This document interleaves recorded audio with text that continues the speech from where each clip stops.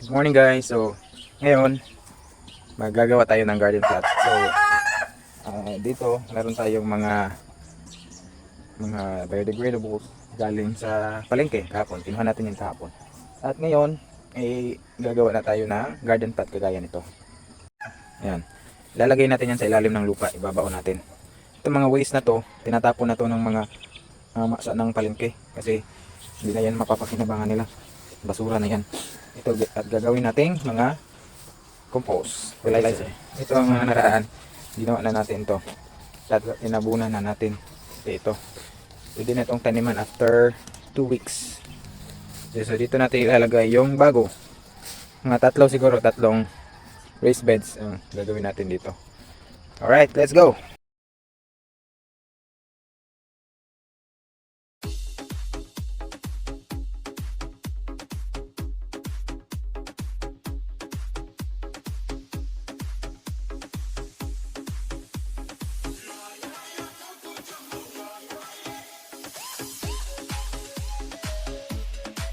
So basically tatanggalin lang natin yung mga plastics at pati yung mga non-biodegradables kasi hindi pwedeng isama yan guys. Yung mga usual na nakukuha natin sa palengke ay yung mga patapon na mga gulay, yung mga hindi nabenta, nasisira na, yan yung nakukuha natin doon. Minsan merong mga kasamang plastic kaya kailangan talaga nating ihiwalay yan. Kapag gagawa kayo ng ganito, make sure na protected kayo kasi it's biological waste. May hazard din dyan, baka may mga bacteria.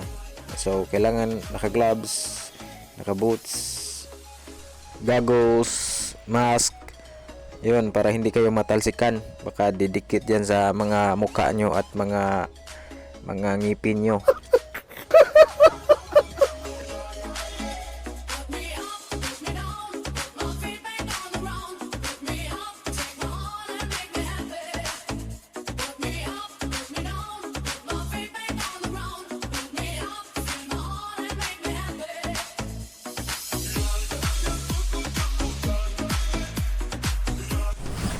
So ngayon guys, magdidilig na tayo ng limas. Probiotics ito para madaling ma-decompose yung ating mga biodegradables at good bacteria ang rarami dito.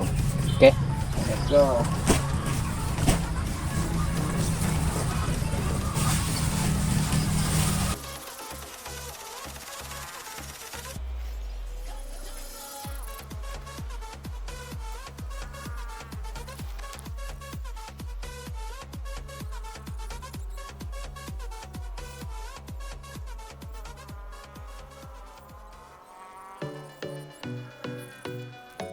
So ayan guys, nalagay na natin yung mga malata, biodegradables, at nalagyan na natin yan ng probiotics. Ngayon, tatakpan na natin sila ng lupa para doon mag-perpetuate yung good bacteria.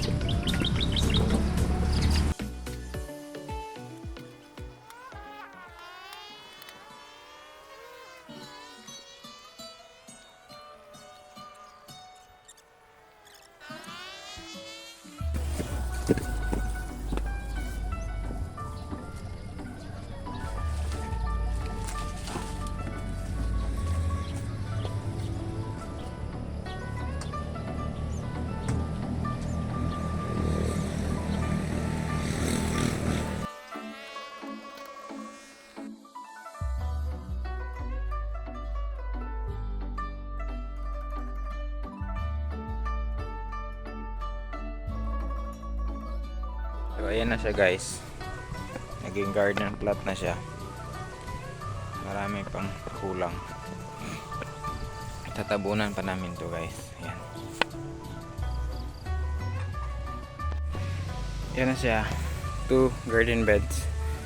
Tatabunan natin ng mga dahon. Ito na guys. Tatakpan muna natin siya for 2 weeks para ma-decompose yung nalagay nating mga biodegradables. Tsaka natin pwedeng taniman. Tsaka from time to time basain na lang natin para magkaroon ng moisture.